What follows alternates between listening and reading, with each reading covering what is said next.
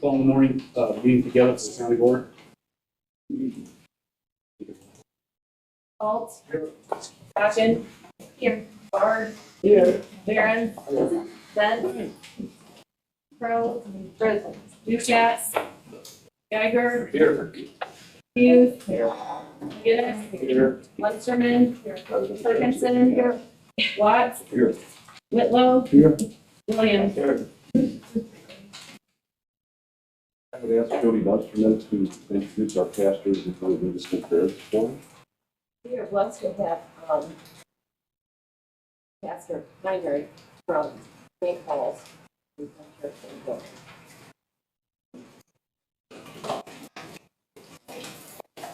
Let us pray. Almighty God, you have given us this good land as our heritage. Make us always remember your generosity and constantly do your will. Bless our land with honesty in the workplace, truth in education, and honor in daily life. Save us from violence, discord, and confusion, from pride and arrogance, and from every evil course of action. When times are prosperous, let us be thankful. And in troubled times, do not let our trust in you fail. Today, we lift before you all who govern in this county. May those who hold power understand that it is a trust from you to be used not for personal glory or profit, but for the service of your people. Drive us from cynicism, selfishness, and corruption, and grant in your mercy just and honest government, and give us grace to live together in unity and peace. We pray through Jesus Christ our Lord. Amen. Pledge allegiance to the flag of the United States of America and to the republic for which it stands, one nation, under God, indivisible, with liberty and justice for all.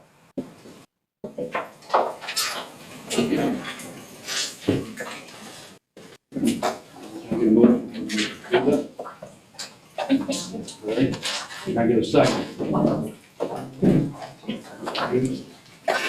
All in favor, say aye. Aye. Aye, opposed, same sign. Motion passes. Moving on with discussion and action on the appointment of John Grant to fill the vacancy in County Board District 1. Everybody should have in front of a copy of the resolution.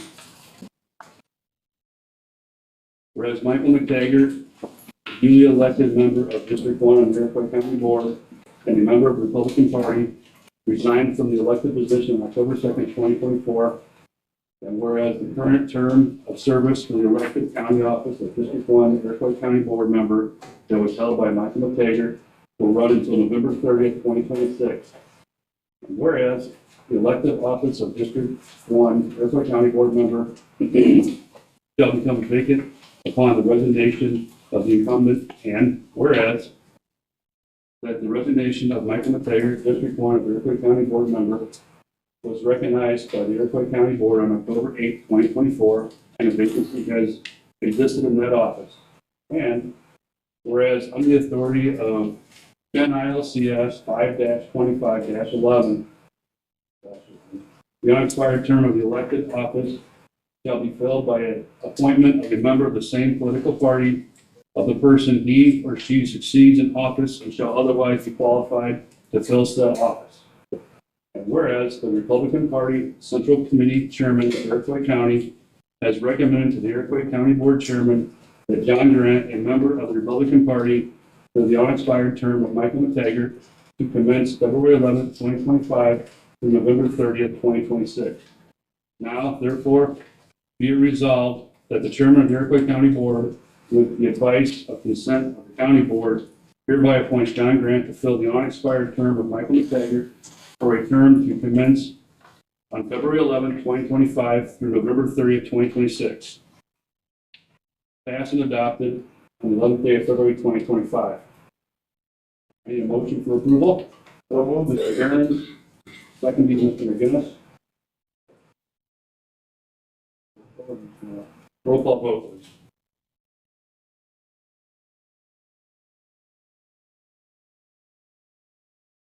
Bakken. Yes. Bard. Yes. Barron. Yes. Bent is not here, sorry. Crow. Yes. Ducat, Yes. Geiger, Yes. Hughes, McGinnis, Yes. Munsterman, Parkinson, Watts, Yes. Whitlow, Yes. Williams, Yes. and Alt. Okay, motion carried. Now, I would like to invite John up here and we will do your oath. And I'll just have you stand right here. If you want to raise your right hand. I state your name. Having been appointed to the office of County Board Member District 1,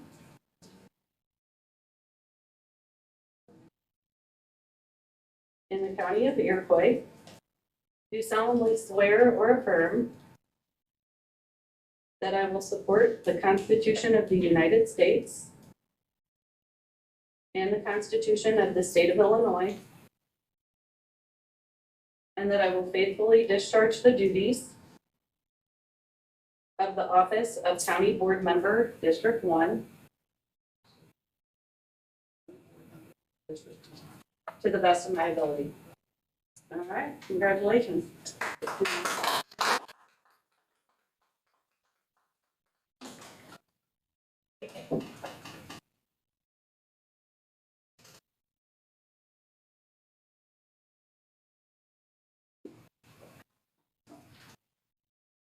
Everybody's got the minutes in front of them. Can I get a motion? Geiger, and I get a second. Mr. Williams.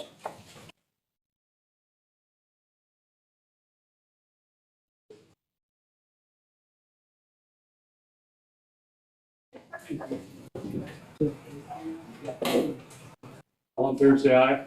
Aye. All opposed, same sign. Motion passes. Can I get a motion for payroll? Good. Second?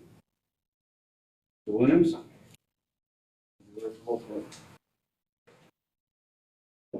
Bard, Yes. Barron's, Yes. Crow, Yes. Ducat, Yes. Geiger, Yes. Grant, Hughes, Yes. McGinnis, Yes.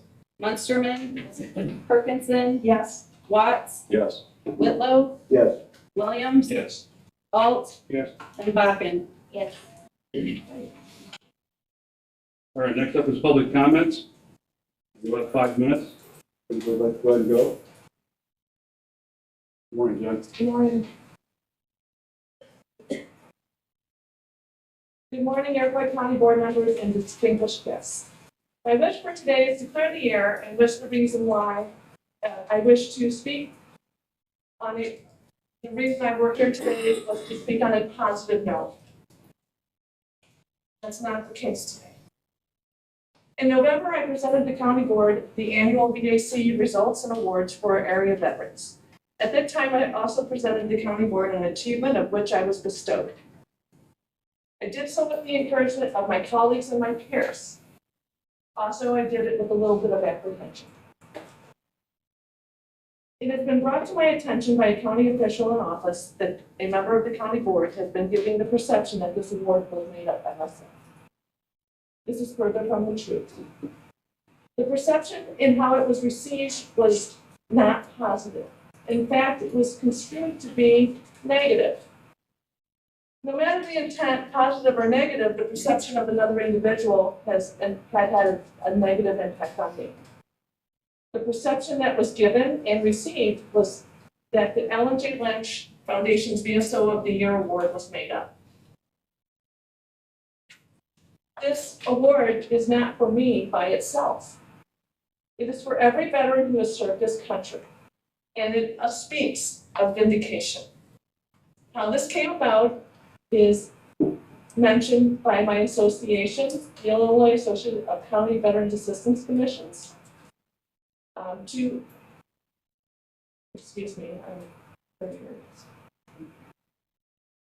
IAC-VAC's President Andrew Tangent and Vice President Jake Zimmerman and 2 of my county VPs are here as well in support. I wish to read a letter that was written by Mr. Lynch to clear the air. It adamantly defends not only my work as a VSO, but me personally. The VAC of Iroquois County has been in operation in almost over 20 years, 12 of which I have been the sole VSO and superintendent. It goes without saying that one perceived negative comment in conversation could destroy the VAC's positive work it has done for the area veterans and their families. Also destroy the character, the integrity, and the honesty of not only the VAC, but of myself. Now the letter from Mr. Lynch. Dear Mr. Ducat, it has been brought to my attention that certain members of the Iroquois County Board are presenting some derogatory comments and statements about the Veterans Assistance Commission of Iroquois County. Superintendent Jennifer Ingram specifically. I have been informed that individuals either elected to the county board or staff of Iroquois County have been stating that Mrs. Ingram made up the award. This could be further from the truth. Mrs. Ingram was nominated by the president of the Illinois Association of County Veterans Assistance Commission to recognize her exceptional work within the veteran community. This nomination was presented to the entire board of my foundation and enthusiastically and unanimously voted on and approved. I established these awards 3 years ago so that my foundation could recognize individuals who go above the call of duty in serving our veterans. Mrs. Ingram has continuously gone above and beyond assisting the veterans of Iroquois County. As a matter of fact, her extraordinary service to the veterans and their families has not only been recognized by the foundation, but by the state association and members of the county board of the National Association of County Veteran Service Officers, the national trade organization that accredits and trains veteran service officers. She is absolutely deserving of all the recognition and honors, especially the one my foundation gave her. I hope this serves to allay any negative comments regarding the receipt of this award and the award itself. Thank you in advance for your consideration.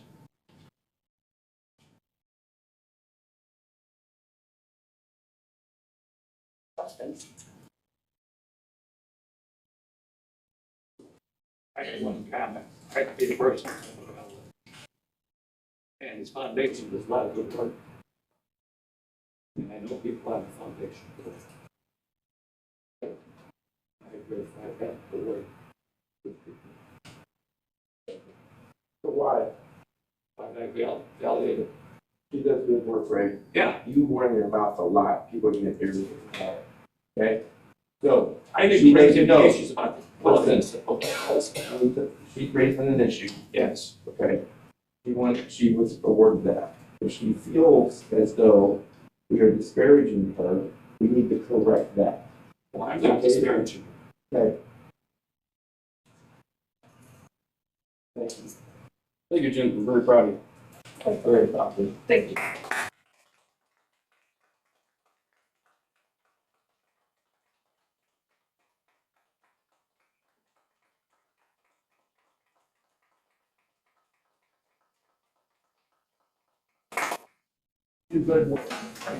So I would like to add to that, You put your, I put my heart, my soul, and everything I dog on you. And it's not for the honorably discharged veterans or anything like that, it's for every veteran, regardless.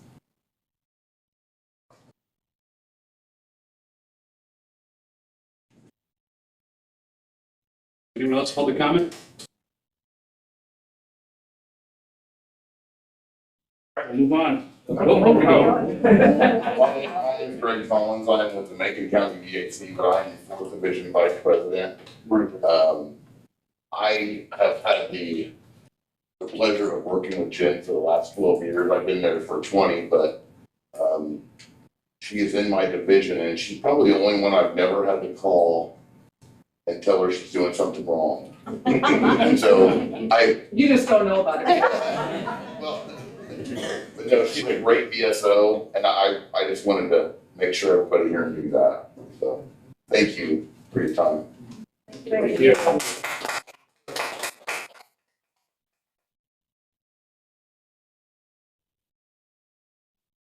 Good morning, my name is Jessie, and I respectfully would like to bring some issues of animal cruelty that I discovered was happening in Gilman.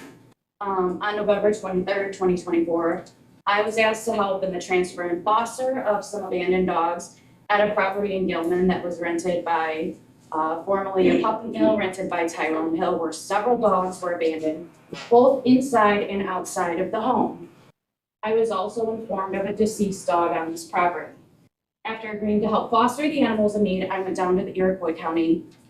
I went down kind of this rabbit hole of what's been going on here in Iroquois County between the police, the animal control, and the lack of accountability with anybody following up on this puppy mill. This gentleman that was running the puppy mill was rather aggressive of a person.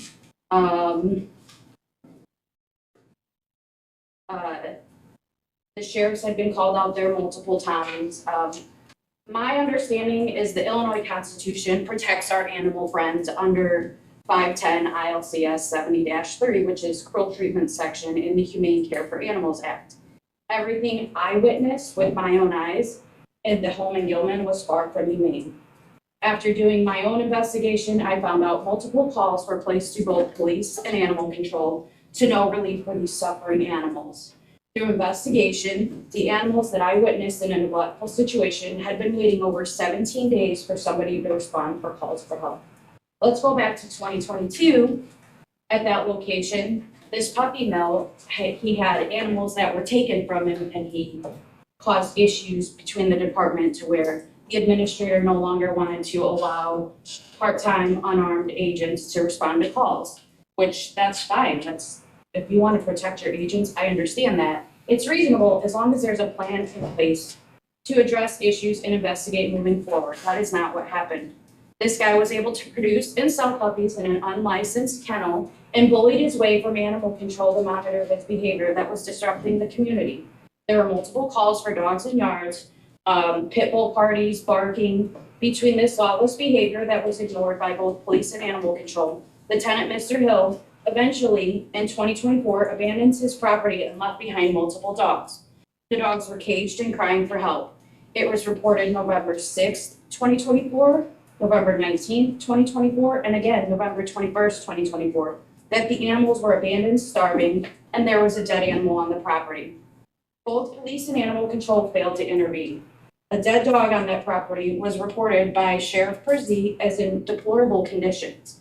My question to the Iroquois County Board is why wasn't anything done to prevent this puppy mill from running for so long? And why was a dead body ignored at a crime scene? Animal abuse is a crime. Therefore, I just want to know why the crimes aren't being punished in this county. Thank you.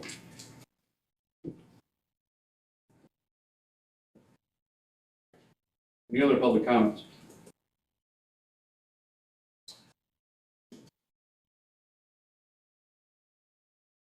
Come on up, young man. Thank you. You bet. Board, in general, the chairman, and all the guests here today. My wife and I, we are the Clausens from Danforth in the western part of the county. We have purchased land from my family to continue the operation of an airport, which is under your classifications here is a private landing strip. And we petitioned, if you want to follow it, the sheets that you have in front of you, I'll come to the first page and let you know when we're there. We applied for subdivision zoning 10-1 of 2001.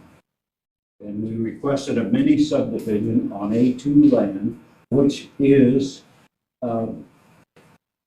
suggested as an alternate use for A2 property, according to the county zoning. And all of the areas around us, the farms around us are A2. First exhibit I want to talk about is the regional planning agenda, which is the first page. That's when we were notified of the meeting, which was December 4th, 2001. And we were requesting it for that, an A2 zoning to continue just with the addition of the A2 status. Existing airport environment required no change, and A2 was to remain farm zoning as required by the county, FAA, and the IDOT aeronautics. Then I'd like for you to go to the page that says January, it's a letter January 22nd of '02, to the regional planning group. And this was sort of where we started with the group. And, there were multiple meetings, and this was not the first or second meeting, which went very well. And that in there are some highlighted areas indicating the intent and the support that we got. Then move to the subdivision drawing approved in December 19th, '02. And this was the zoning map that was, or the map of the properties as signed off on by all the personnel here who are signers for such a thing.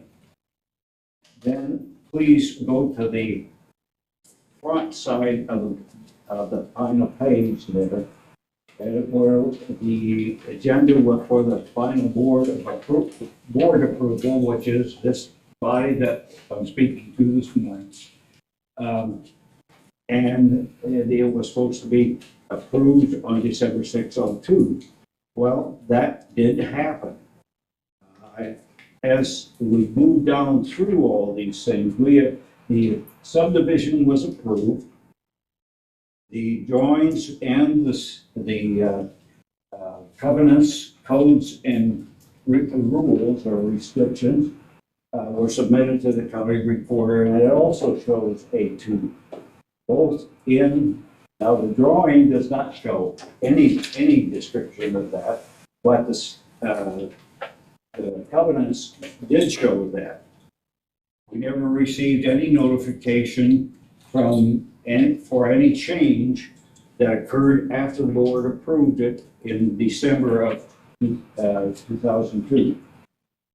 The current issue is that we believe that probably nobody here made the mistake that was caused it to be listed now as a RR1, which doesn't apply at all from any perspective.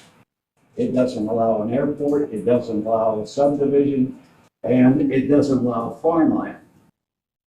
So if you go to the back page, the very back page, we've surveyed the zoning as it was then, except then we didn't have RR1, but we had A1, A2, and we had some other, but none of them apply except A2 because it allows farmland, it allows airports. Now, when I talk about airports, that's a small word for a big group of possibilities. They go from private landing strips to private-owned public airports, then to municipally municipal-owned airports, and then there are commercial airports. We're far from that. We're at the very bottom of the list with the airport that we have. And it's, you'll see in there that it is, that the airport there is called a residential airport, but is a restricted landing area, which otherwise you would call a private airport. There's no one that can use that airport. Public cannot use that airport. The people who live there are able to use the airport at will. And if anybody from the outside wants to come in, they need to get our approval.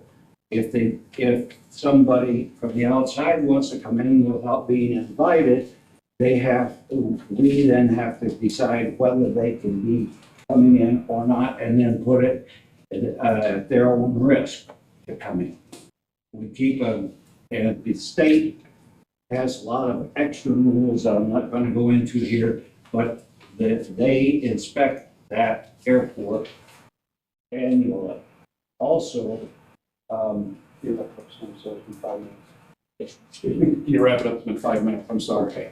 Okay, so we've talked to an attorney, we've looked through this, and we think what happened here is when, about that time, there was a lot of transfer of things, like paper was turned over into and loaded in computers, and there is all kinds of chances for errors to happen when that takes place. And we believe that that probably happened there. I don't think really anybody here made any mistakes. I think it was something that when those transfers took place, there was no accountability from whoever, and I'm sure there was doing that. All right, thank you, sir. Okay. All we're requesting is that we get this corrected through an administrative correction.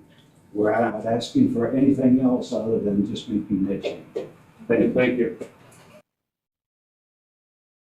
Any other public comments? All right, moving on to chairman comments. Just really quickly, anybody here that has not done the Open Meetings Act, please talk to Amanda Bree, we need to get that taken care of. We need to do at least once. Move on from that to outside organization reports. We'll start with management. Ms. Ferguson. Legal. Yeah. You got something you want to speak real quick? Me? Yeah, you got put you on the clock here. I know. Good morning, Chairman, members of the Iroquois County Board, and guests. I'm Angel Crawford, the Executive Director with Iroquois Economic Development Association. Here's the item news for February. Last week, we shared a press notification from the Illinois Office of Broadband about the Illinois Digital Equity Capacity Grant Program, or IDEC. The Digital Equity Capacity Grant will empower individuals and communities with skills, resources, and competence they need to use the internet and fully participate in Illinois' modern society and economy. Yesterday, I attended a technical webinar and learned about the Carlinville Public Library in Illinois, population 5,710, which created a community tech center that provided additional desktops and laptop computers, digital literacy classes and programs, iPads, and more. How can IDEC impact you? The IDEC grant program will allow eligible organizations to apply for funding to support digital equity initiatives for vulnerable community members. Who can apply? Nonprofit organizations, community organizations, example would be teen centers, public libraries, educational agencies, local governments, and more. What type of projects are eligible? Device distribution programs. There's one called People Testing that's been done for a few years in the larger cities. Digital literacy and skills training, digital navigation and tech support, community tech centers and computer labs, community broadband planning. I've included a description of the basic grant parameters for each of the board members, and I'll be including that in the emails to stakeholders later today. The awards will range from $90,000 to $900,000. The application deadline, wave 1, the early application review deadline is March 3rd. The deadline after that for the first wave will be March 20th. Wave 2, early application review deadline, April 18th, and the final submission deadline is May 8th. The next technical webinar will be February 14th at 11 a.m. focused on project area digital navigators.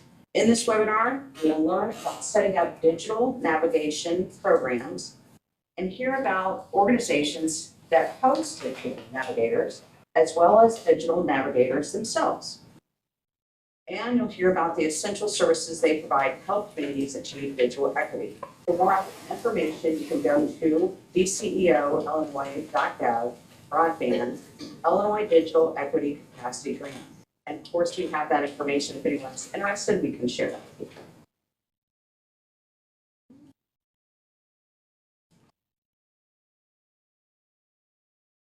Let's support businesses in Iroquois County. TNS Development in Watsika. City Ferris and Tamcajo with TNS Developments in Watsika are at it again. In September, we announced their plans to open the Hubbard Trail Barn Event Center. And now TNS has officially become the new owner of the Lakeview Apartments here in Watsika. TNS has been making improvements to the property's 1 and 2 bedroom units with future plans to update the landscape and the parking lot around the vicinity. Lakeview Apartments currently has 9 rental units available for rent. Congratulations to TNS Development. We look forward to hearing more about your business as it continues to grow. Bailey Jean Beauty Salon and Spa. Prepare yourself for the ultimate pampering experience. Bailey Jean Beauty Salon and Spa recently moved to a new location in Crescent City and offers amazing new services and treatments. Enjoy head spa treatments, which is actually an in-depth facial treatment for your scalp, hair coloring, haircuts, and nail services, including no-chip gel manicures. Also, she specializes in bridal hair and makeup styling too. Valentine's Day is this week. Treat your sweetheart with a gift certificate from Bailey's today. To find exciting Valentine's Day and winter events in Iroquois County, visit our Facebook page and look for the events post at the top of our page. If you know a business opening up in Iroquois County, would like to promote events in your town, or want to sign up for our notifications, please call our office at 815-432-0072. Are there any questions? Thank you very much. I just want to let all the board members know, you all should have a, changes in the Iroquois County Senior Nutrition Program that was, sent to us by email this morning from State Representative Bunting's office. Kyra was unable to attend, so, we just wanted to make sure everyone noted that, and, it looks like it's Q&A about the Senior Nutrition Program, so just for everyone's, information. Oh, sorry. So Kyra Ebert was going to speak upon this morning, but she is sick, so she had sent it to me and asked if I would share it with all of you. The East Central Illinois Area Agency on Aging, known as ECI-AAA, was notified by OSF Piecemeal Senior Nutrition Program of their intent to discontinue sponsorship of the Piecemeal Senior Nutrition Program in Iroquois County effective October 1st of 2024. ECI-AAA recognizes and thanks OSF and local funders for their past support for the Senior Nutrition Program in Iroquois County. ECI-AAA recognizes and thanks all professionals and volunteers associated with the Iroquois County Piecemeal for their dedicated service on behalf of older adults. ECI-AAA is working to identify a program sponsor to serve Iroquois County and has been in communication with area hospitals, local mobile meal programs, as well as existing Older Americans Act nutrition providers to find a solution for Iroquois County. They are currently awaiting additional applications for sponsorship through an emergency request for proposal process. Why are these changes happening? Simply, OSF Piecemeal Senior Nutrition notified them of their intent to discontinue this service provision in Iroquois County on July 17th of 2024.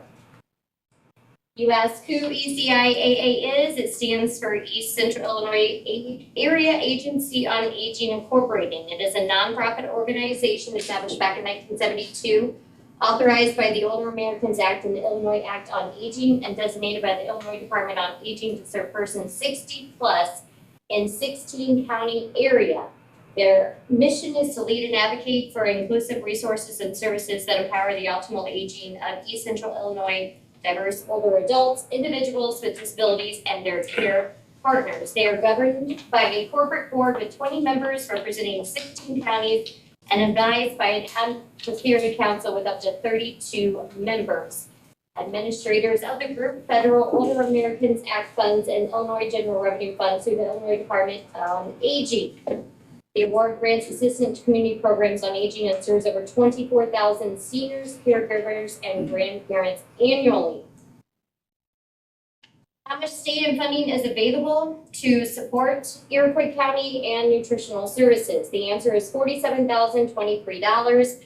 Title 3-C1, funds to support concrete services, and $219,724, Title 3C2, and state funds to support home delivered meal services. Basically, the program, two things that Kyra asked me to really focus on was how will I know who is taking on this program? And the simple answer to that is they have been able to get it up and running in 2 different places. ECIAA will continue to provide communication to Iroquois County participants as more details are established in the sponsorship of the OAA program serving Iroquois County. An update that was provided on 10/31/24, OSF reached out to them and on October 10th of 2024 agreed to reinstate Congress and continue home delivery meals as the funded provider for Iroquois County. As of January 28th of 25, OSF Piecemeals, has 2 congregant sites operating that are now innovative restaurant programs. One is the Watseka Family Table here in Watseka, and the other one is Bird's Place in Millburg. OSF Piecemeal is working to establish additional traditional sites in Iroquois County as well, and they are closely monitoring meal provision as they are limited meals available based on the funding. If you're wondering when a local site, if it will remain open, they're working diligently to provide continuity of the service, and they will communicate any delays in timeframes once a sponsor has been established. Who will conduct individual assessments for home delivered meals? A program sponsor is established. Individual assessments will be completed by the sponsoring organization, and the assessment process will continue annually as required in the programmatic policies. What the suggested contribution for meals, it is, they will remain around $4. So those 2 places are open and serving those meals. So if you have any additional questions, you are asked to either email Susan Reel, who is the CEO at ECIAAA. Her email is sreel, REAL, at ECIAAA.org, or you can email planning at ECIAAA.org. Thank you. Any more outside organization reports? Williams? The United Counties Council of Illinois is sort of like a trade association. They cover a lot of different issues for the counties. They're part of a larger group nationally. And the advantage is not to reinvent the wheel. That's on many things. We get briefings and then they get spread to the rest of the board and other people that are helpful. And in anything, if you use common sense and you look to see how you can operate for the people within budget constraints and using common sense. And then you get to pick the brains of other people who've been trying to solve these solutions. And that's basically it today. Thank you, Mr. Williams. Jump into committee reports. I do want to say thank you for letting me change it up to the policy and procedures at the end. We had a very good meeting with department heads at the end, so we could all learn what's going on in each department. Moving on to management service committee, Mr. Ferguson, thank you.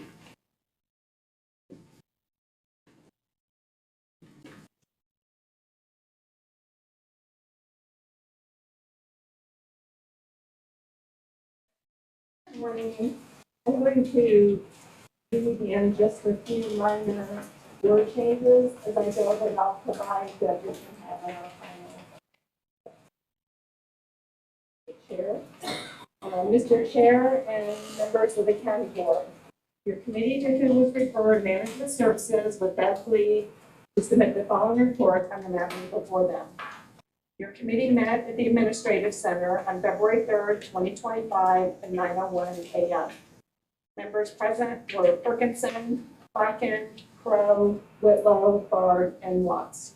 Also present, County Board Chair Paul Ducott, Finance Manager Bill Johnson, Maintenance Supervisor Chris Drake, Supervisor of Assessments and Unit Planning and Zoning Administrator Julie Keller, and County Board Member Doug Geiger. The meeting is called to order.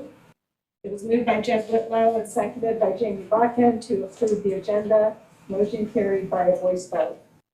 There were no public comments. Maintenance Supervisor Chris Drake reported, his report included the following. Drake reported minimal snow removal events for the month. Inspections including Metro Power servicing all 3 generators. The elevator will be on site within the next couple of months to perform their annual pressure test on the elevator at the courthouse. Renovations have been made to the former Champaign Regional Planning Commission office space in the administrative center. He also reported that the newly hired part-time housekeeper, Amber Flowers, is doing a great job, and he has received multiple compliments about her. B&D Electric will be replacing a motor and an exhaust fan, changing out the exit lights and mounting emergency lights with battery backup at the 911 center. There was a water main break on 10th Street, which resulted in the courthouse and administrative center offices being closed. This resulted in a few plumbing issues that Drake was able to address. BT Video is replacing an electronic clock system. Stairs at the courthouse and jail will need patch and paintwork. And the administrative center and parking lot is due this year for sealing and restriping. There were no updates on the cell tower lease. Management Chairman Kathleen Perkinson recommended removing the item from the agenda due to lack of communication. The committee discussed the county farm. Watts has been in contact with the tenant, and the tenant agrees to cede the waterway.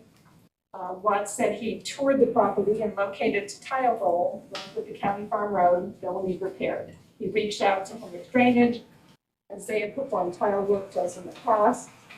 They are estimating the cost to be approximately $1,000. Lastly, Watts said there is a tile map in the county clerk's office. Perkins gave an update on the administrative center office space, stating she will revisit plans after meetings tomorrow. Donna Crow inquired about office space for Senator Chris Balkema. Perkinson stated he is not currently seeking space in the administrative center at this time. It was communicated that he will have offices along the I-55 corridor and not in Iroquois County. Perkinson reported that he will revisit the boardroom configuration and sound system after meetings tomorrow. The committee reviewed the claims. It was moved by Bachman and seconded by Roger Bard to pay the claims subject to county board approval. A roll call vote was taken, motion carried. There are no updates in the animal control building. Scott Watts noted there are claims for the morgue being presented to the finance committee for electrical services, plumbing services, and HVAC services. Finance manager Joe Johnson explained the claims are paid from the ARPA funds, which is a function of the finance committee. Watts also inquired about any leftover ARPA funds for the purchase of a generator for the morgue. Johnson said all ARPA funds have been allocated. The committee could look into purchasing the generator from the building and maintenance fund or possibly the capital improvement fund. Discussion was held on utilizing the jail generator for the morgue, but it is believed there isn't enough capacity. There was no new business. There was no old business. Then during new business, the committee reviewed a letter received from ESA Solar. Also during new business, Supervisor of Assessments Mia McCammon informed the committee that she was contacted via email regarding an attempt to sell property by someone other than the property owner. McCammon advised the individual that there was nothing that can be done at our end, but she would bring awareness to the county board. Lastly, Watts stated that Jody Musterman has a task of lining up preachers to open the county board meetings and is looking for help compiling a list. As there was no further business to come before the committee, it was moved by Crow and seconded by Whitlow to adjourn at 9:31 a.m. Motion carried. All of which is effective. Got a motion on the floor. Do we have a second? Mr. Hughes?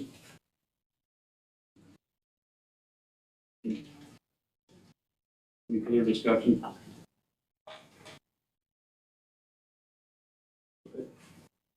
Yep, Barons. Yes. Crowe. Yes. Ducat. Yes. Geiger. Yes. Grant. Say yes. I can't hear you, guys speak up, okay? Hughes. Yes. McGinnis. Yes. Munsterman. Yes. Perkinson. Yes. Watts. Yes. Whitlow. Yes. Williams. Yes. Halt. Yes. Stockton. Yes. Barb. Yes. Motion carried. Mr. Watts, Finance 19.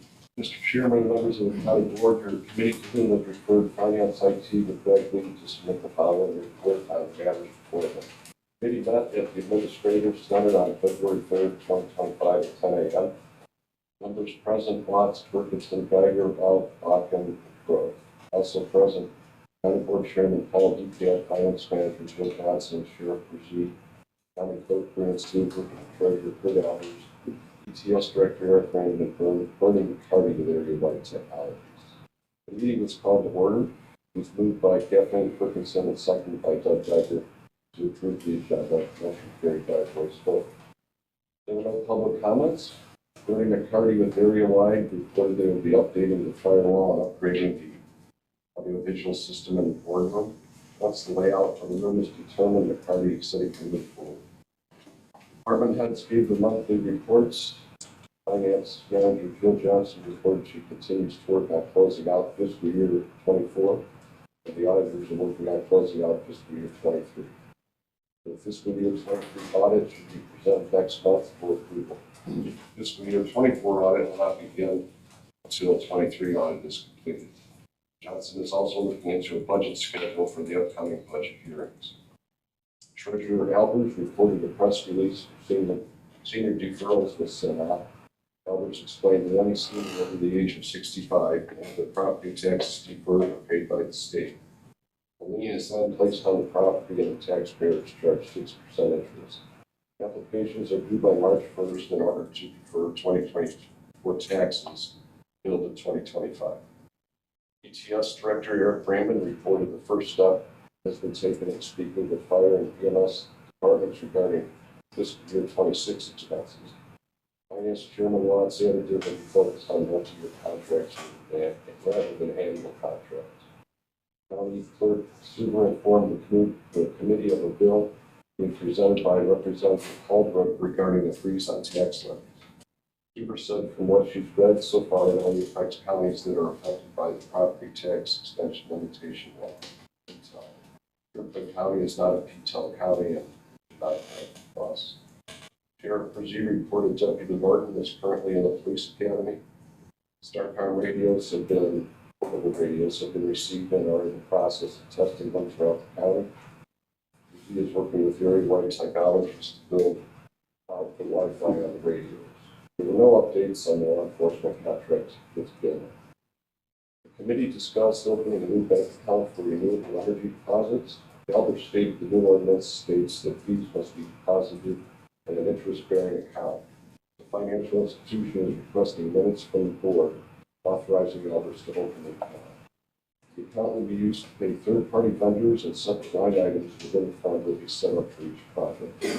Fees for decommissioning will be kept separate. It was moved by Geiger and seconded by Treasurer Alberts to open an interest-bearing account labeled renewable energy application fees, funded through the application fees by the applications for the sole purpose of paying these inspections and third-party contractual fees attributed to each specific project. Motion carried by a voice vote.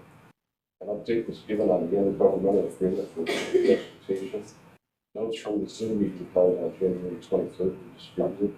Donna Groh noted that changes were made, excluding the PCOM as a voting member, adding a clause that states 18 months notice is required to withdraw from the intergovernmental agreement. Requests for reminder letters were sent out at the end of January, and applications for the PCOM position are due at the end of January with potential hire date in March. Meetings will potentially be held monthly with the location rotating between the three counties where a Zoom option is available.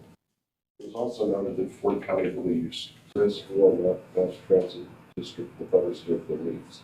Following The Zoom meeting, Crowe shared information with State's Attorney Mike Quinlan, and he approved the revisions.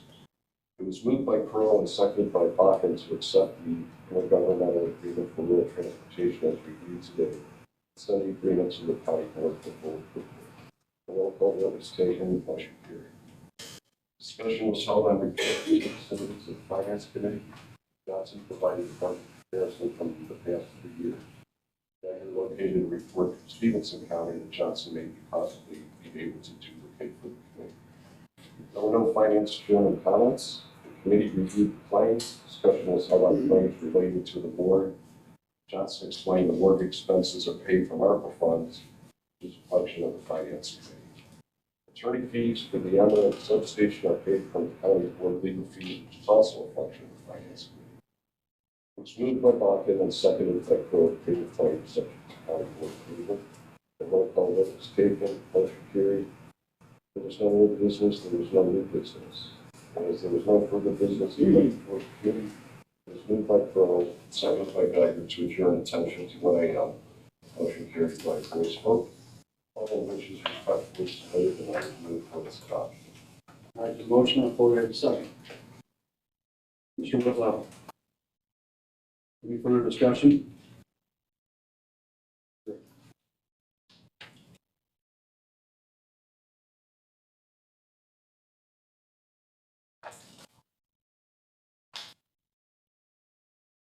Okay, Crowe, Ducat, Geiger, Yes.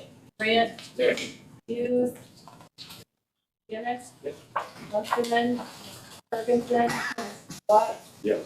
Whitlow, Yes. Williams, Paul, Bakken, Yes. Bard, Yes. Barron. All right, in front of you, you have the intergovernmental agreement. The rural transportation, like a separate motion to accept this. Was it last night's Fort County meeting? They passed it there, and nobody's complaining about passing it today. So we go ahead and get a separate motion. Bakken, second was Rawl. Any discussion? Ducat, Yes. Geiger, Yes. Grant, Yes. Hughes, Yes. Dennis, Yes. Musterman, Ferguson, Watt, Yes. Whitlow, Yes. Williams, Yes. Paul, Bakken, Yes. Bard, Yes. Barron, and Crowe. All right, Health Committee, Mrs. Crowe.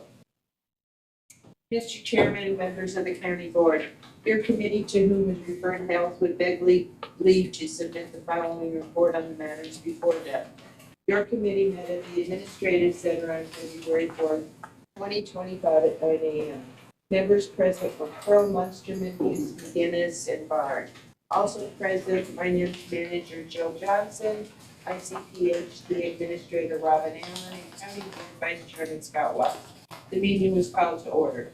It was moved by Steve Peace and seconded by Roger Bard to approve the agenda, motion carried by a voice vote. There were no public comments. ICPHD Administrator Robin Allen distributed the monthly summary report of programs.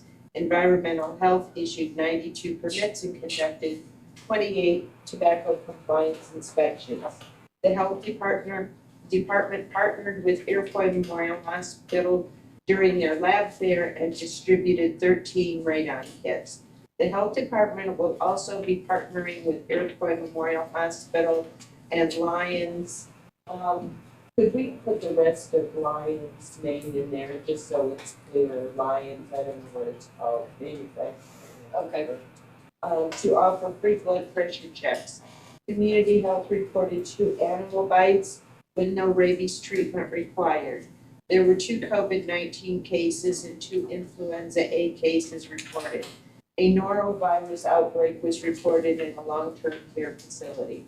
Community outreach events include 7 Narcan trainings and a CPR training. Health educator Taylor Roach was hired January 21st, and a safe sitter class is in the works for March. School health contracts were reviewed and signed with both school districts. Vision and hearing screenings increased in January Senior Services reported a total of 193 clients on services. Senior Services has been able to utilize the ESS grant to purchase food and make emergency rent payments.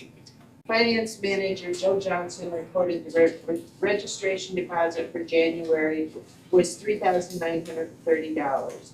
There were 11 cases currently open with 7 cats and 4 dogs awaiting placement.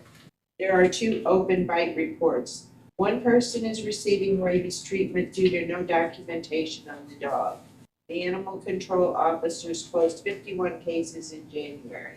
The closed cases consisted of 14 dogs running loose, 2 bite reports, 6 injured dogs, and 8 nuisance complaints. 19 well checks and 2 animal abuse cases, and 1 bat was collected.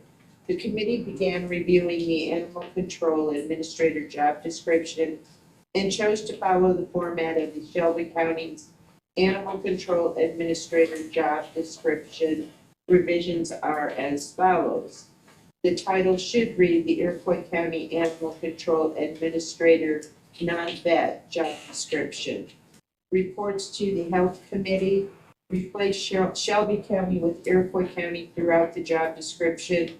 Revised to read, administrator may issue and serve citations or orders for violations of the Iroquois County Ordinance and Animal Care Act. Remove paragraphs 13, 18, 19, 21, 22, 24, 27, and 28. Paragraph 23 to be combined with paragraph 3.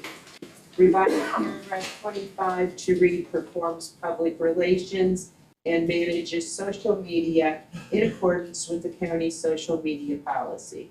Section 30.30 causes for removal of administrative or warden will be discussed with State's Attorney Mike Quinlan.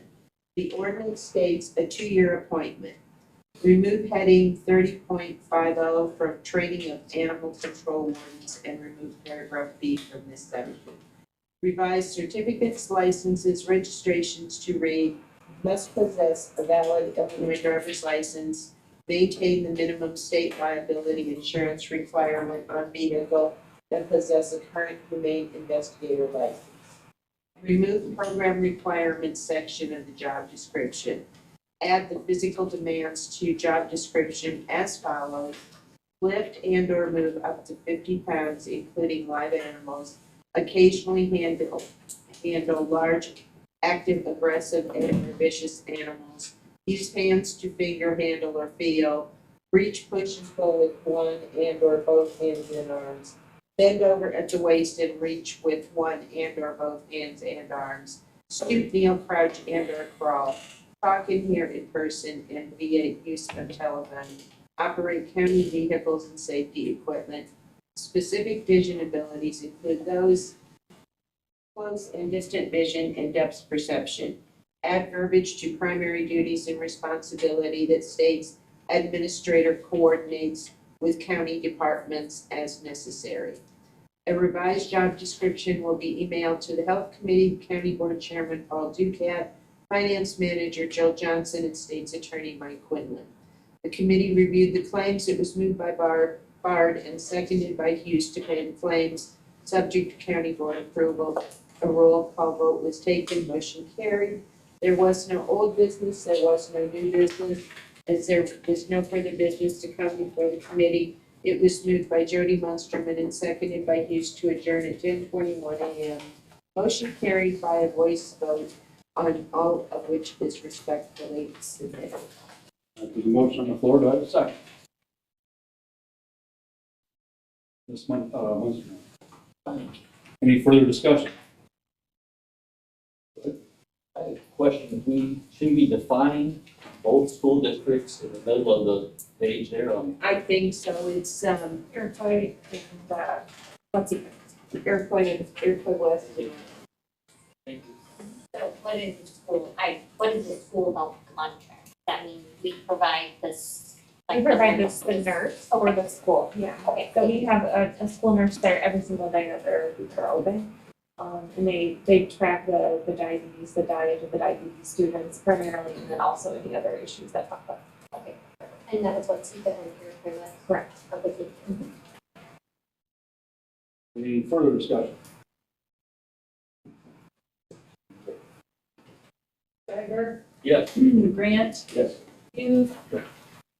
Did you say yes? I'm sorry. McGinnis, Osterman, yes. Perkinson, yes. Watts, Yes. Whitlow, Yes. Williams, Yes. Paul, Hawkins, Yes. Barr, Yes. Sharon, Yes. Crowe, Yes. Ducat. All right, next is tax funding and doing committee, Mr. Geiger. Good morning. Mr. Chairman and members of the county board, your committee to whom was referred tax billing would beg to leave to submit the following report on matters before them. The committee met at the Administrative Center on February 4th, 2025 at 10:32 a.m. Members present were Doug Geiger, Kathleen Ferguson, Steve Hughes, Roger Bard, and Chad McGinnis. Also present, County Board Chairman Paul Ducat, Finance Manager Bill Johnson, County Clerk Brian Suber, Treasurer Kurt Powers, Supervisor of Assessment Ian McCammon, Planning and Zoning Administrator Julie Feller, and County Board members Jamie Bakken, Donna Crowe, and Scott Watts. The meeting was called to order. It was moved by Steve Hughes and seconded by Kathleen Ferguson to approve the agenda. Motion carried by Julie Feller. There were no public comments. The committee reviewed the claims. It was moved by Roger Bard and seconded by Steve Hughes to pay the claims subject to the county board approval. A roll call vote was taken. Motion carried. The department heads gave a monthly report. Kurt Albers reported a news release went out regarding the senior deferral program. The program allows qualified senior citizens to defer their property taxes. The state pays the taxes, puts a lien on the property, and charges the taxpayer 6% interest. Applications are due by March 1st. Supervisor assessment, Ian McCammon reported a tentative multiplier of 1 has been received from the state. Due to this, McCammon's salary will be reimbursed by 50%.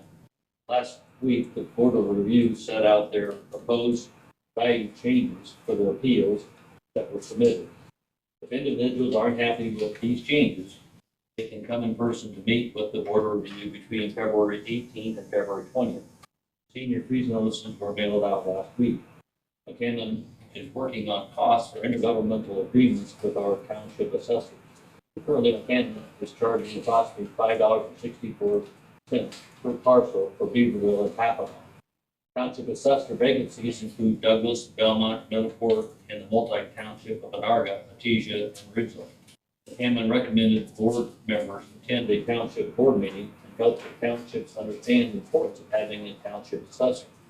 Geiger requested a list of township meeting dates to send to the committee. A meeting with Bruce Harris is being held this week for user acceptance training for the new GIS.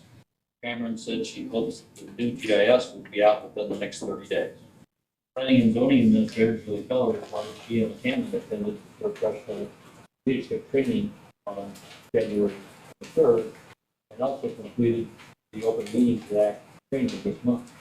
Feller will email the monthly report to the committee members following the meeting.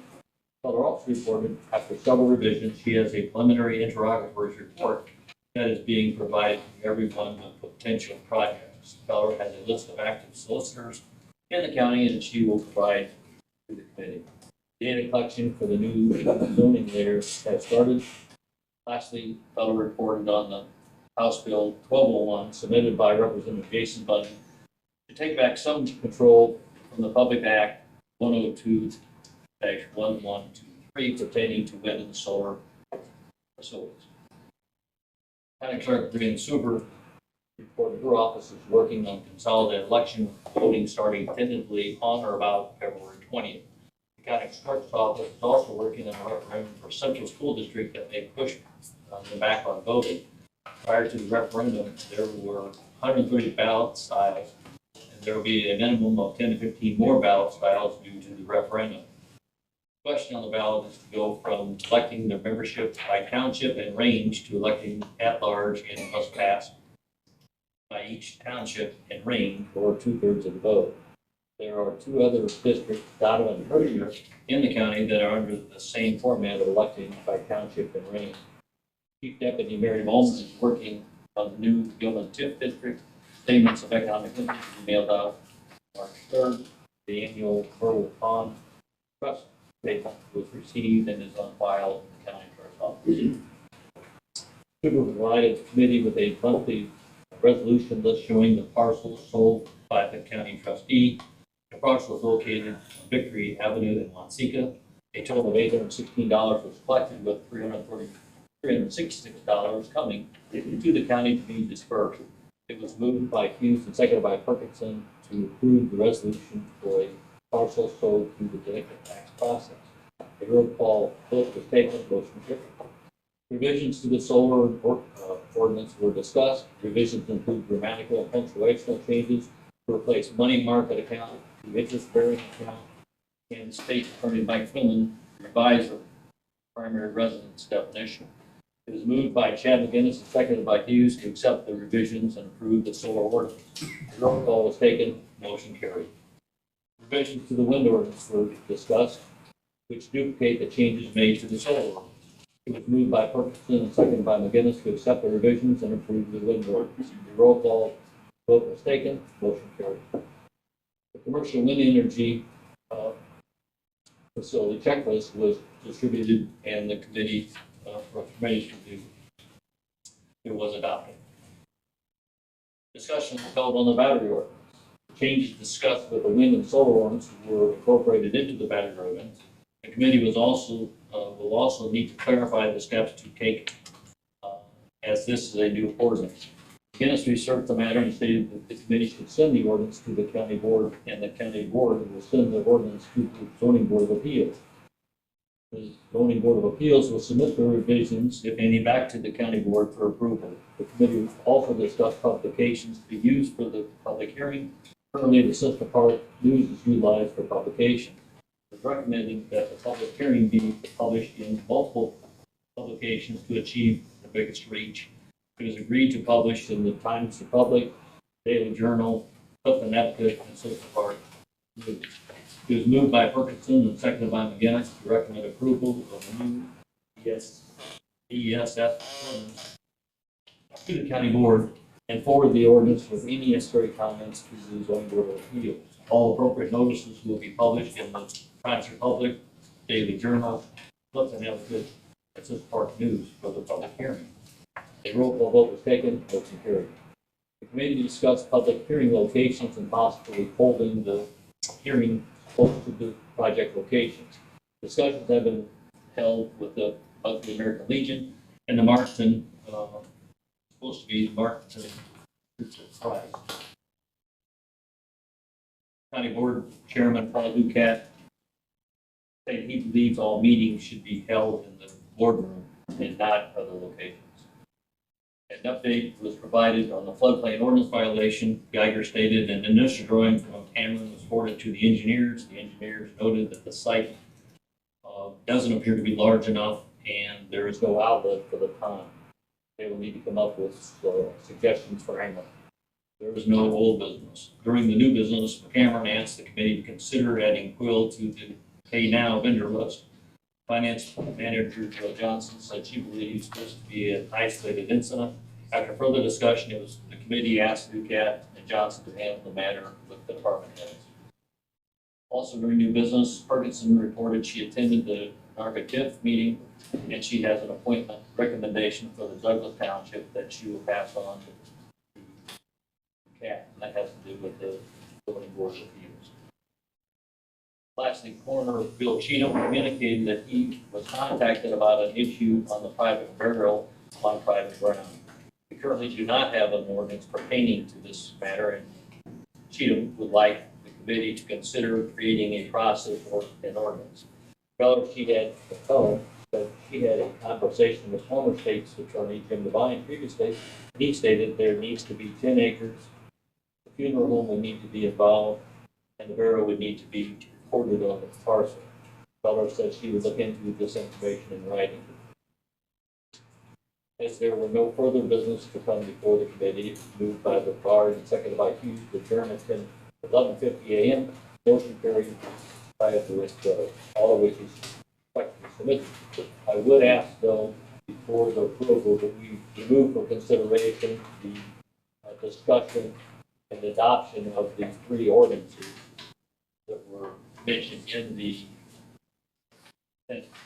they happen to be on page 2, starting the paragraph revisions to the solar ordinance and revisions to the wind ordinance. And then the top of page 3, recommended approval of the battery ordinance. Ask for further discussion after. If I get a second. And this is for, This is removing the recommendation for the board to pass ordinances that were discussed. We just like to go to second consideration. Okay, so for further discussion and separate consideration? Yes. Okay.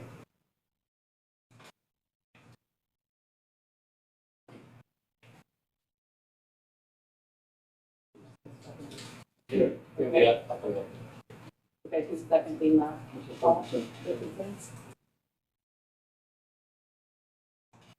any further discussion?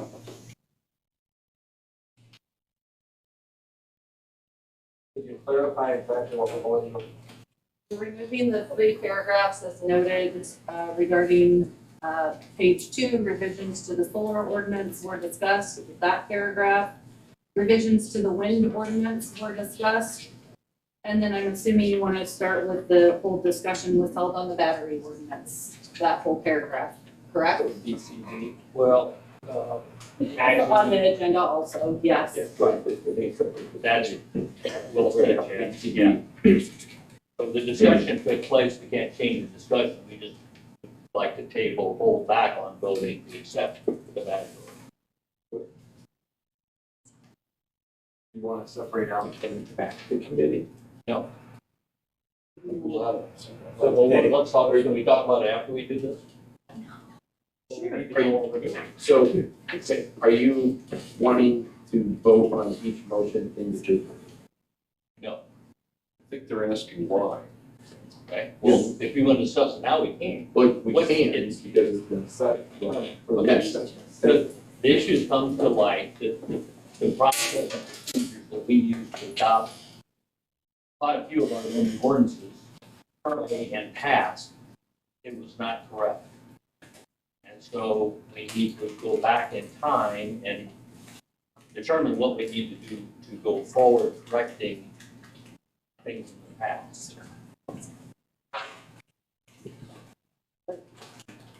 So I'd like to table these 3 ordinances for the time being. Well, that's like that, you know, if you send it back to committee. Okay. Which then, Take care of that. Table. because we need to, we don't want to, when we discuss something, when we're ready to send them back, we will send them back. That's great. I don't know if they go to committee. Well, it needs to go back to committee, and then we figure out what to do. Well, they might need to go to the Board of Appeals. But we will send them to the Board of Appeals out of our committee. Well, I don't think so. Yes. We can talk about that. That's the discussion. What is the appropriate process? The appropriate way is to send them back to the committee. Well, if you look at the code, the 600-page code, it talks about the county board sends it to the zoning board of appeals. Is what the code says. Yes, but you're not wanting to do that. I'm asking to table it until we come up with a plan. What we'd like to do. I would recommend send them back to our committee. We can figure it out. If we won't do anything till next March, till the full board, then we can resend it to the board if it fits. The table's also another way to kill it. We want to just send it back to the committee, which then requires the committee to continue to work. Okay. Find the right answer. Will you amend your motion to remove the 3 paragraphs and send them back to committee? Sure. Will you accept that? Yes. Okay. Okay, so the motion was amended. We're going to remove those 3 paragraphs. We're going to send them back to the Tax and Planning and Zoning Committee so they can recommend or. Okay, so this is to remove, send back to Tax and Zoning. Any further discussion? Okay. Grant, and we're starting with you on this one. Hughes. Yes. McGinnis. Yes. Munsterman. Yes. Perkinson. Yes. Watts. Yes. Whitlow. Yes. Williams. Yes. Alt. Stockton. Yes. Bard. Yes. Barons. Yes. Crowe. Yes. Ducat. Yes. And Geiger. Yes. Okay. The other item 2 in our agenda today has to do with discussion of the professional service agreement with Clark Eats. And that- Before we talk about that, we need to approve the minutes. I'm sorry. So we didn't get a. Can you give a second for the minutes? Second. Thank you. Further discussion? Yes, Mrs. Crowe. I agree that when we get to these meetings, they need to be held here in the county boardroom. I just think, I know what your thinking is, but having been through it with the wind ordinances, everybody gets here, this is where the records are, we don't have to pack them up and haul them around the county. And, we were here till midnight, 12:30 in the morning with those hearings, and people got here. I just think this is the appropriate venue for The those. thing I'll say about that is in the code book, it says they're supposed to be held in the proximity, and it actually says in the township where the zoning district change is gonna take place. So we'd have to change the code book, which we can consider. Now you have local zoning. Board that has full zoning board, so which is that pertain to? Is that pertain to the local zoning? Or- What are you talking about? What's an example? Well, I think what Austin had brought up earlier, if you see listed, Mhm. that there was a local zoning board that, and so you have local people that approve things in their area before it goes to the zoning board sometimes. So, I don't hear, see mention of that, but okay. well, The regional planning commission. well, like the townships, so Some townships have their own. I know people that have been on those boards, not county board, but, and the county looks to them for advice for in their zone, so I guess. I just was trying to read through that 600-page document, and figure out how to do it today. It does say that if Mr. Clausen would write to us, then we'd have to have the meeting in his district, then, at his request. Then, but it's the zoning board of appeals that is involved with the public hearing. That would take place in his district. And there is some confusion in our whole code book of zoning board of appeals, the regional planning commission, the zoning committee, and then they use interchangeable. So it is a bit of a cluster. That book wasn't being gone through the previous chairman, never got completed. I don't think that didn't get addressed. Mrs. Crowe? I would just ask, as a note, somewhere after '06, the regional planning commission was done away with. We no longer have a regional planning commission. I think it was done as part of cost savings. There was some discussion that our zoning process was overly cumbersome. And so if that helps clarify, we did at one time have a regional, we no longer have that, and I'm sure that's probably not clarified in this. The meeting requirement might be further by the state statute. Agreed. It is. Biggest question, Mr. Chairman. All right, so we got a motion on the floor. This is to approve the tax and zoning minutes, okay? Hughes. Yes. McGinnis. Yes. Munsterman. Perkinson. Watts. Yes. Whitlow, Yes. Williams, Yes. Alt, Bakken, Yes. Barb, Yes. Behrens, Yes. Pro, Yes. Ducat, Yes. Geiger, Yes. and Grant. All right, so moving on to number 2, discussion and action on professional service agreement with Clark Deeds Incorporated concerning the use of their service for the conditional use grant process in regards to renewable energy applications. Go ahead and Yeah, in our ordinances that we propose, we have it in there that the application fees, that we collect during the application process for conditional use permit, those fees are to offset any expenses we have and any inspections or outside third-party experts, et cetera. And elevations, there's a lot of mapping and things come into that our staff doesn't have the time and the expertise to oversee. And we would like to engage our needs to help us with these ordinance, with these applications. And we need to have an agreement with them like we had previously on the stormwater violation situation and other matters with the county. So we do have a action with them. Nothing today that we're going to send to them to cost any money or that in regards to this service agreement. But it will allow us to engage them when it is appropriate to engage them. And funding will come from? The application fees that the applicant submits that we just today approved with the finance committee self account dedicated to the application fee.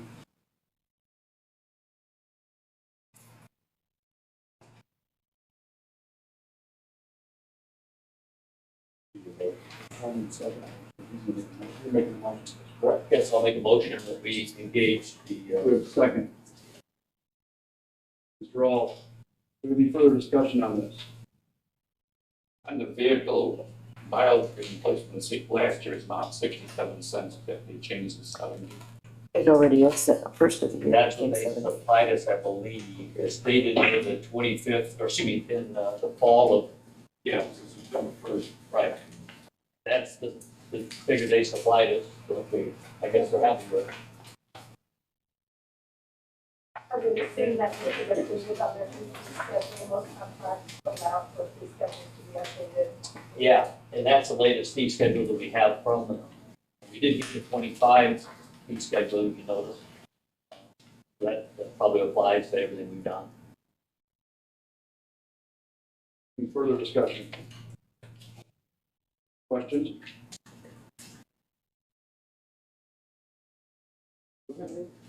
McGinnis? Yes. Lumpkin? Ferguson? Yes. Watts? Yes. Whitlow? Yes. Williams? Alt? Bakken? Yes. Barb? Yes. Behrens? Yes. Pro? Ducat? Yes. Geiger? Yes. Grant? Yes. And Hughes. Yes.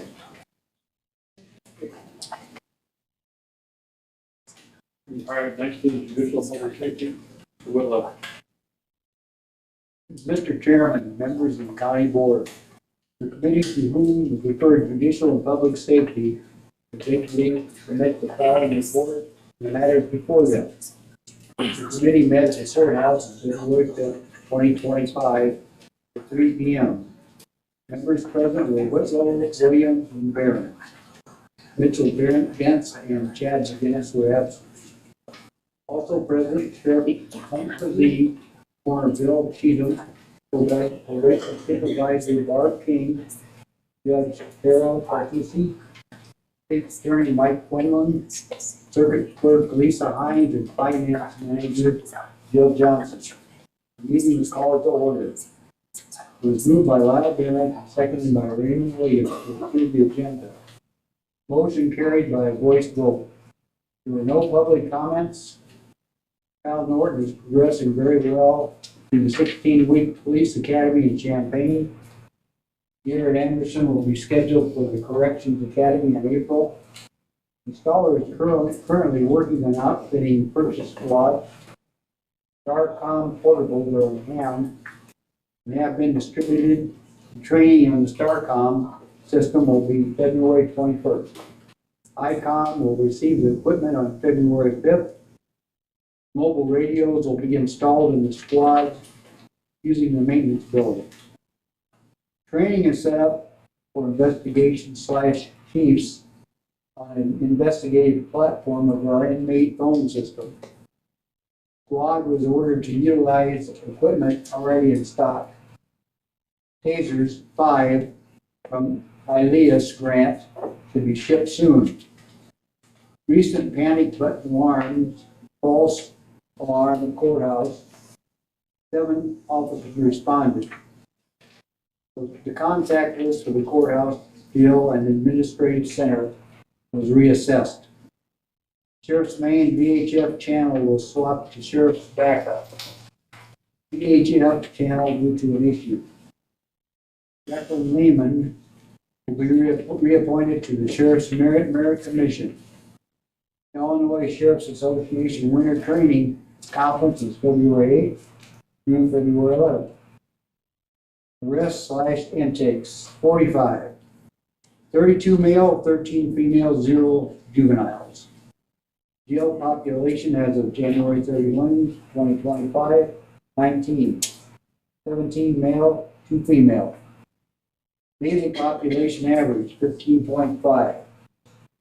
Judicial and Public Safety Chairman Jed Whitlow expressed displeasure with Gilman and not having signed a law enforcement contract. Then maybe should be changed to 4 on there. Whitlow said he also received comments from other individuals regarding the matter. Coroner Bill Cheatham reported he received a phone call recently about a gentleman that passed away and wishes to be buried on his family's farm. Family contacted Cheatham, who asked about the illegalities.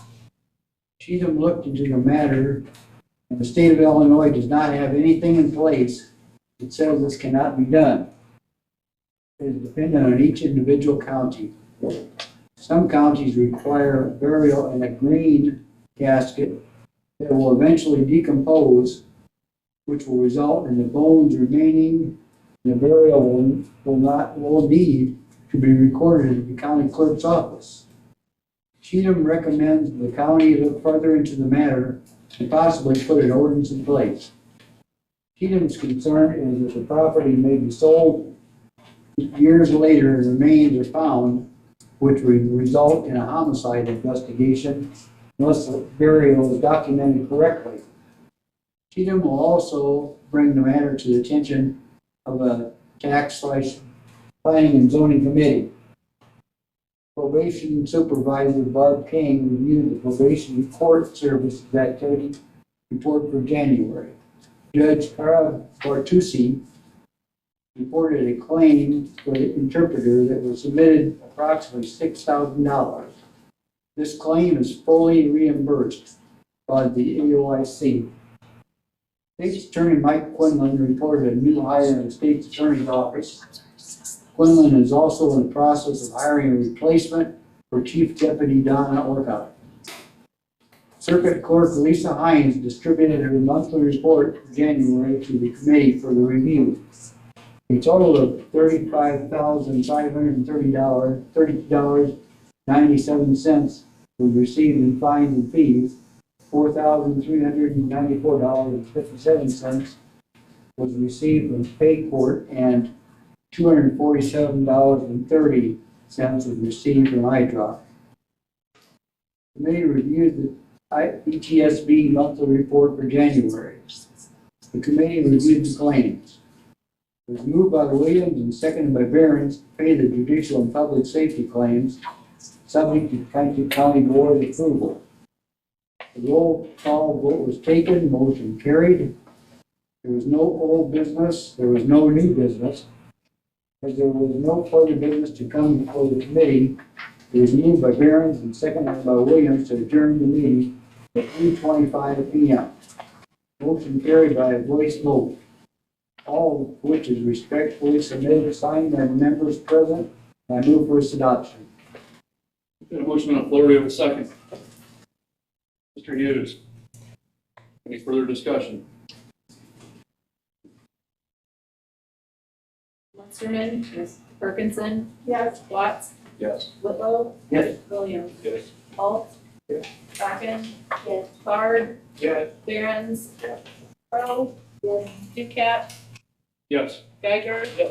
Grant. Yes. Hughes. Yes. And McGinnis. Yes. Motion carried. Transportation Highway Committee. You're all.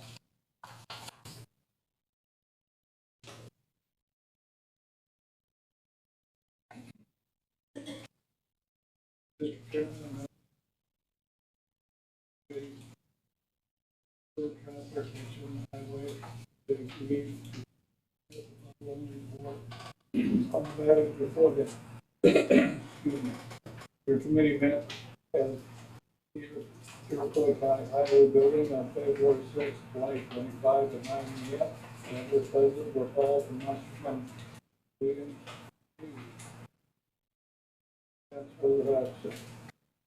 Also present county engineer Alan Arthur, Middlesbrough Homeowners Association, President William Dick, Beth, and William of Wales Lake, Amanda Loveless of Wales Lake, and Elaine Garland, Loveless of Wales Lake.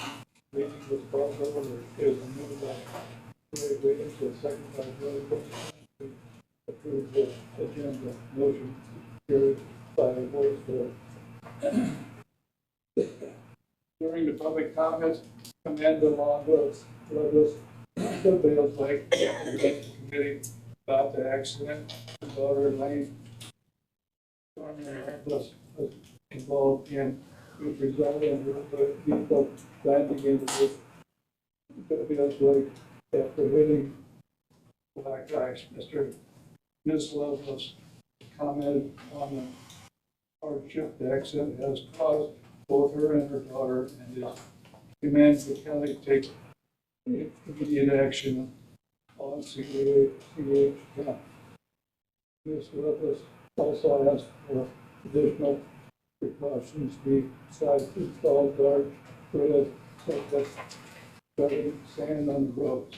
The highway safety improvement program grant was discussed, and the county engineer Alan Harwood said he was requesting information from IDOT.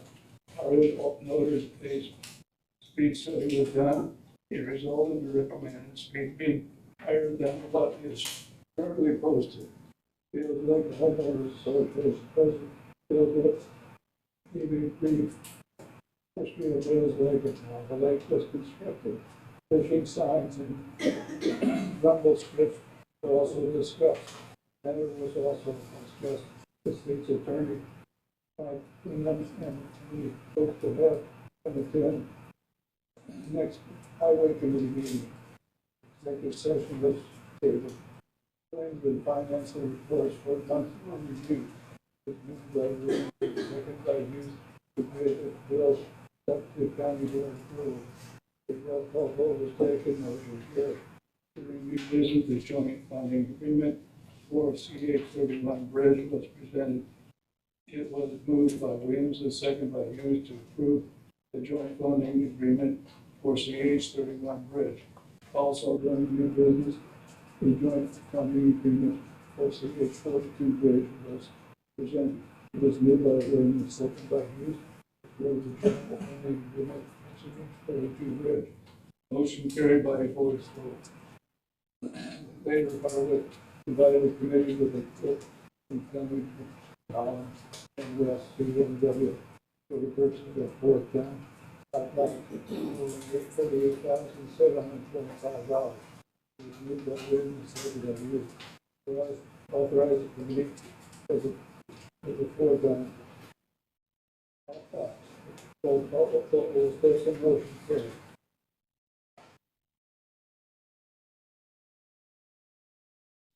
As there was no further business to come before the committee, was moved by Hughes and seconded by Williams to adjourn the meeting at 10:09.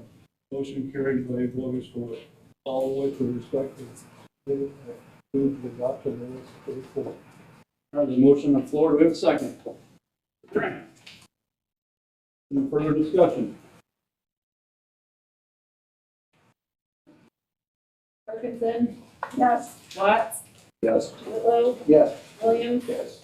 Alt? Yes. Bakken? Yes. Bard? Yes. Barron? Yes. Crowe? Yes. Ducat? Yes. Geiger? Yes. Grant? Yes. Hughes? Yes. McGinnis? Yes. And Munsterman.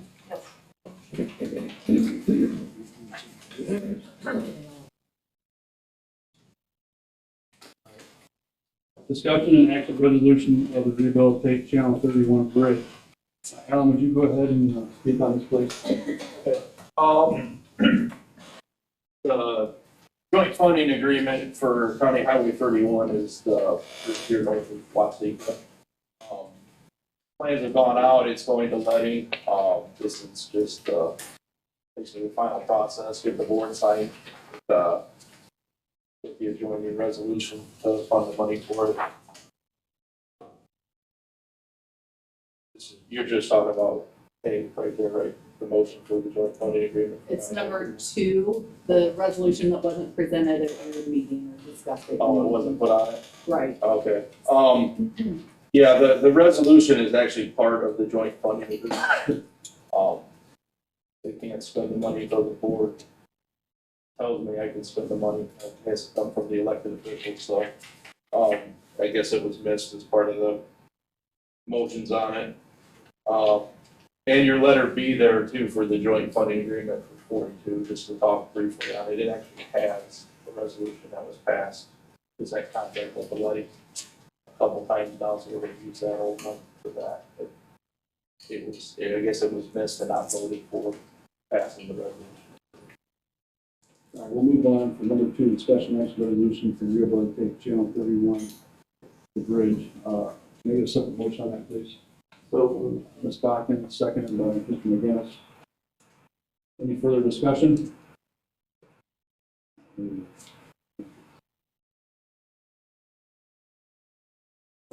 Parkinson? Yes. Watts? Yes. Whitlow? Yes. Williams? Yes. Alt? Yes. Bakken? Yes. Bard? Yes. Barron? Yes. Crowe? Yes. Ducat? Yes. Geiger? Yes. Grant? Yes. Hughes? McGinnis? Yes. And Munsterman. Policy and Procedure Committee, Mr. Watts. Mr. Chairman and members of the county board or committee to whom was referred policy and procedure with that we submit the following report on the branch before them. The committee met at the administrative center on February 6, 2025 at 10:20 a.m. Members present, County Board Chairman Paul Ducat, Watts, Geiger, Crowe, Ferguson, Alton, Whitlow. Also present, Finance Manager Joe Johnson, County Clerk Dan Stuber, Inmate Director Scott Anderson, Planning and Zoning Administrator Judy Feller, Supervisor of Assessments Nina Cameron, ETS Director Eric Raymond, and Carl Goodrich, WGFA. The meeting is called to order. It was moved by Crowe and seconded by Geiger to approve the agenda. Motion carried by a voice vote. John Scherr submitted a public comment via email addressing the intergovernmental agreement for rural transportation. Committee reviewed Scherr's email. EMA Director Scott Anderson distributed his monthly report. And the report goes as follows. There were no incidents reported for the month. The Iroquois County Natural Hazards Mitigation Plan will be available for public review and comments starting Thursday, February 13th. Public forum will be held in conjunction with the Hazard Mitigation Planning Committee at the MADAS building in Crescent from 5 p.m. to 7 p.m. on Thursday, February 13th.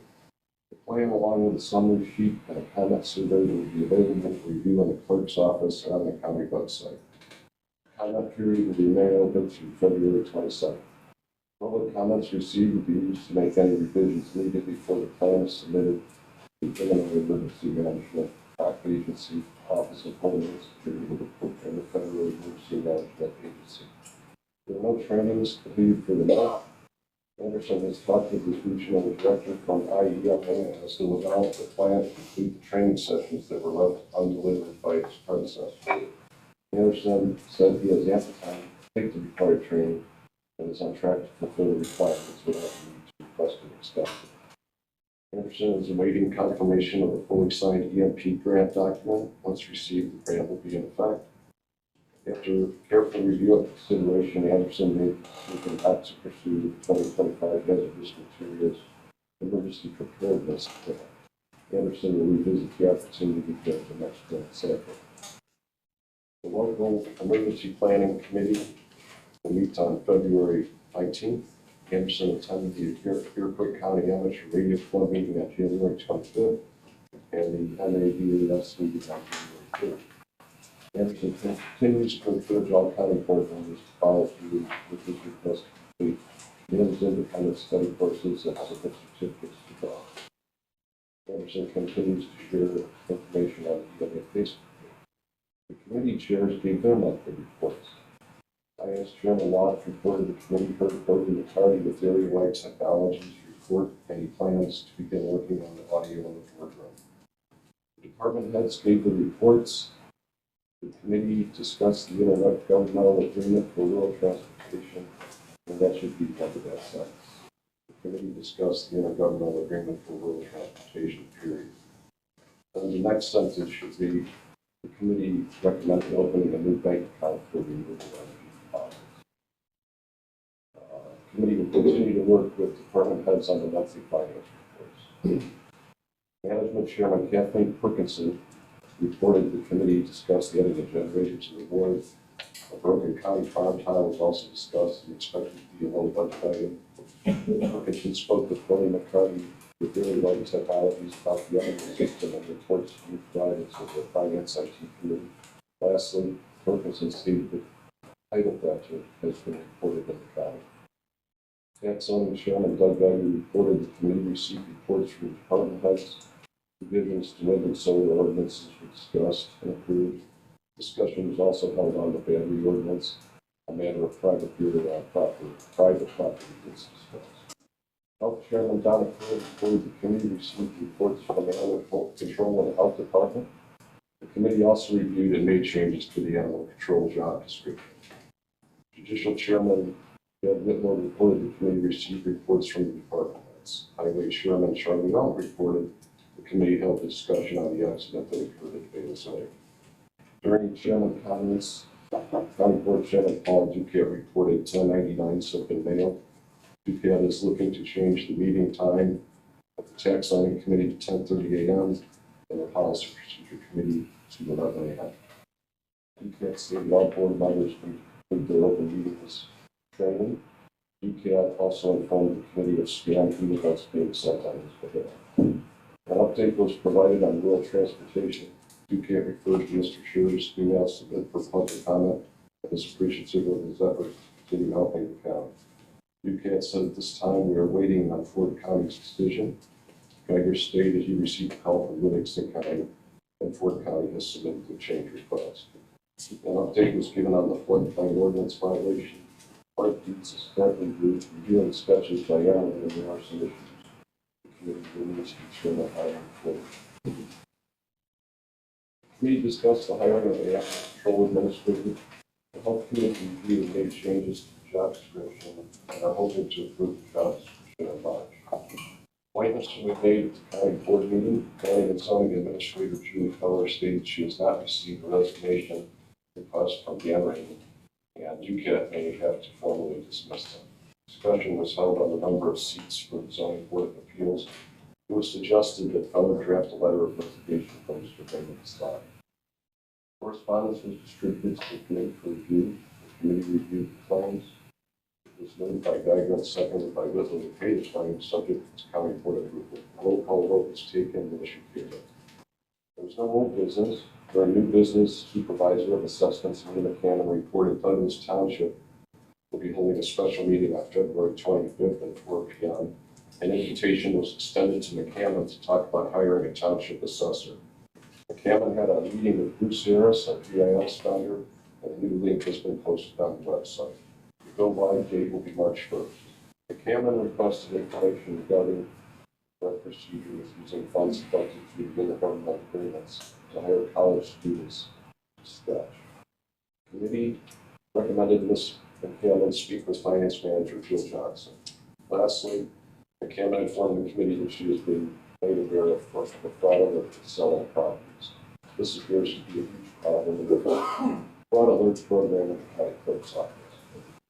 As there was no further business to come before the committee, it was moved by Whitlow, seconded by Elk to adjourn at 11:31 a.m.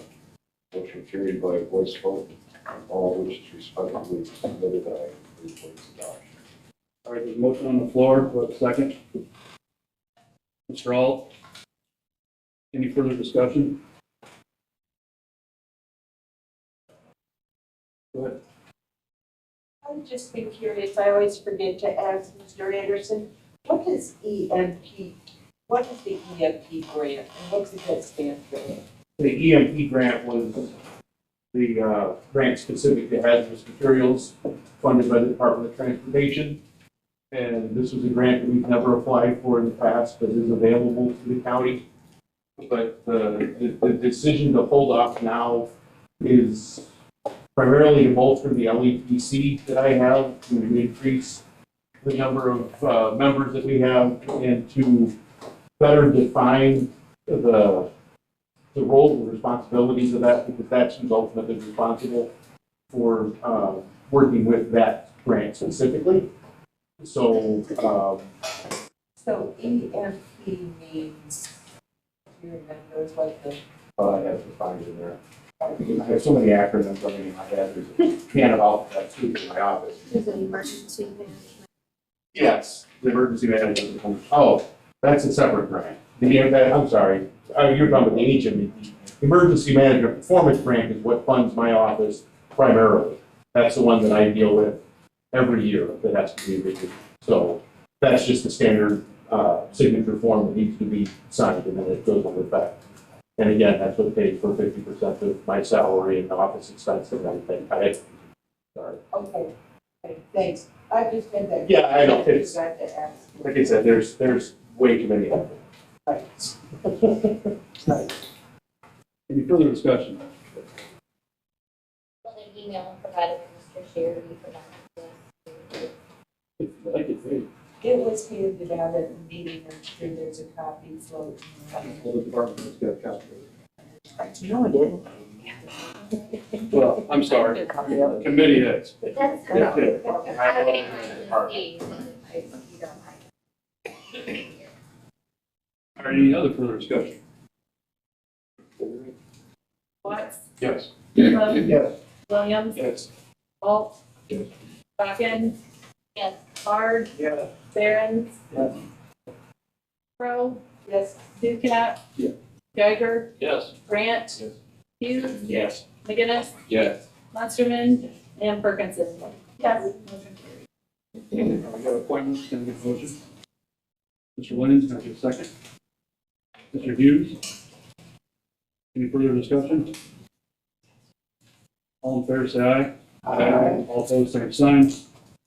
Motion passes. Approve the claims. Make a motion. Mr. Williams, can I get a second? Mr. Whitlow? Any further discussion? Whitlow? Yes. Williams? Yes. Alt? Yes. Bakken? Yeah. Hard? Yeah. Barron? Yeah. Crowe? Yes. Ducat? Yes. Geiger? Yes. Grant? Yes. Hughes? Yes. McGinnis? Yes. Monsterman? Perkinson? Watts? Yes. Any old business to bring up? Yes. I have, some, at the PMP minutes, which were just approved, it says that, you're looking at changing the meeting time at 10, so, so the paper. Yes. Yes. Yes. All right. Thank you. Any other old business? Any new business? Mr. Grant, you've already had a conversation, but I want to let everybody know, he wants to be tax and health, and I think that'd be a good place for him, so I just want to put that out there. The other thing in new business, please be careful with the incoming snow and wind, but just let everybody know that. Beyond that, can I get a motion to adjourn? Mr. Alt, Mrs. Crowe, all in favor, say aye. Aye. All opposed, same sign. Motion passes. Thank you.